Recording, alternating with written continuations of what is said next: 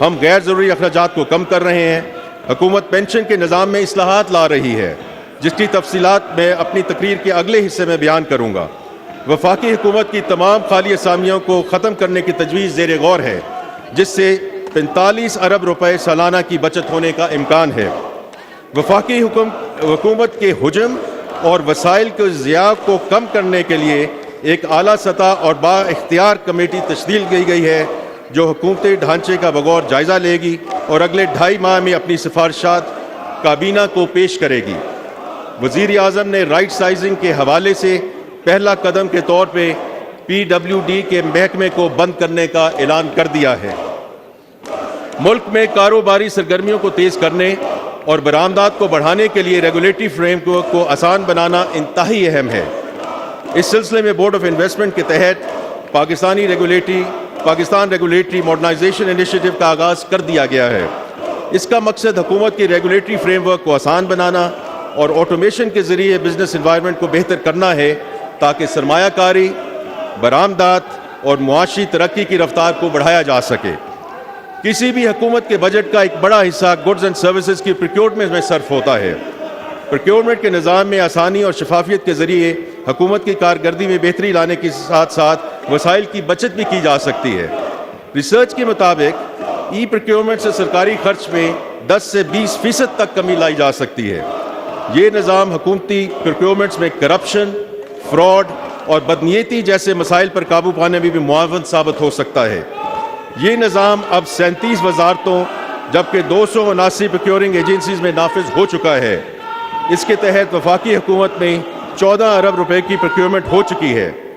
حکومت کا پختہ ارادہ ہے کہ تمام کی تمام پروکیورمنٹ کو اسی سال ای پروکیورمنٹ کے فریم ورک میں لایا جائے گا۔ مجھے یقین ہے کہ اخراجات اور وصولیوں کے ضمن میں کوششیں وفاقی حکومت کے لیے وسائل کی فراہمی میں مددگار ثابت ہوں گی، جس سے human resource development, social protection and climate resilience کے لیے وسائل دستیاب ہوں گے۔ جناب اسپیکر، میں سمجھتا ہوں کہ حکومتوں کو کاروبار نہیں کرنا چاہیے۔ وزیر اعظم کمرشل اسپیس میں حکومتی عمل دخل کو کم کرنے اور نجی شعبے کو فروغ دینے پر پختہ یقین رکھتے ہیں۔ اس لیے ہم نے نجکاری کو ایک کلیدی ترجیح بنایا ہے۔ ہم نہ صرف PIA، Roosevelt hotel, house building finance corporation اور فرسٹ ویمن بینک جیسے اداروں کی جاری نجکاری میں تیزی لائیں گے، بلکہ نجی شعبے کی سرمایہ کاری کے لیے دیگر SOEs کو پیش کرنے کا ایک ٹھوس پروگرام بھی شروع کرنے جا رہے ہیں۔ آنے والے سالوں میں توانائی، مالیاتی اور صنعتی شعبوں میں SOEs کی ملکیت اور انتظام کی نجی شعبے کو منتقلی پر خصوصی توجہ دی جائے گی۔ اس میں یہ بھی آگے ایڈ کرنا چاہتا ہوں کہ جو گورنمنٹ نامنیز ہیں جو SOEs کے بورڈ میں ہیں، ان کی کابینہ کے گائیڈنس کے مطابق remuneration will be capped at PKR 1 million. اس ضمن میں PIA کی نجکاری کے حوالے سے تفصیلات بیان کرنا چاہوں گا۔ اس نجکاری کا آغاز نومبر 2023 میں فائنینشیل ایڈوائزر کی تعیناتی سے ہوا۔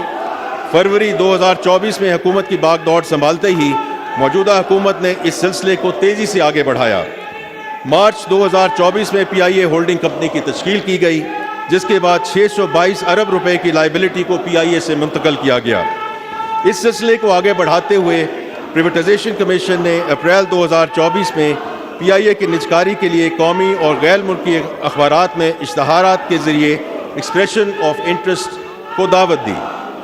12 کمپنیوں نے PIA کی نجکاری میں دلچسپی کا اظہار کیا۔ 3 جون کو پریویٹائزیشن کمیشن کے بورڈ نے 6 کمپنیوں کو پری کوالیفائی کیا۔ اگست 2024 کے پہلے ہفتے میں سرمایہ کاروں کی جانب سے بڈز منگوا لی جائیں گی، جس کے بعد یہ سلسلہ پایا تکمیل کو انشاءاللہ پہنچے گا۔ انٹرنیشنل بیسٹ پریکٹس کے مطابق حکومت ملک کے بڑے ہوائی اڈوں کو بھی آؤٹ سورس کر رہی ہے۔ اس سے ایک طرف مسافروں کو بہتر سہولیات میسر آئیں گی اور دوسری جانب ہوائی اڈوں سے حاصل ہونے والی آمدن میں اضافہ ہوگا۔ اسلام آباد انٹرنیشنل ایئرپورٹ کو سب سے پہلے آؤٹ سورس کیا جائے گا۔ اس سلسلے میں انٹرنیشنل کمپیٹیٹو بڈنگ کے ذریعے 15 جولائی 2024 تک بولیاں موصول ہو جائیں گی۔ لاہور اور کراچی ایئرپورٹس کی آؤٹ سورسنگ پروسیس کا آغاز چند مہینوں کے بعد کیا جائے گا۔ جناب اسپیکر، وفاقی حکومت پر کھربوں روپے کی ان فنڈڈ پینشن لائبلٹی ہے۔ پینشن کے اخراجات میں تیزی سے اضافہ ہو رہا ہے۔ لہٰذا ان اخراجات میں اضافے کی شرح کو کم کرنے کی ضرورت ہے۔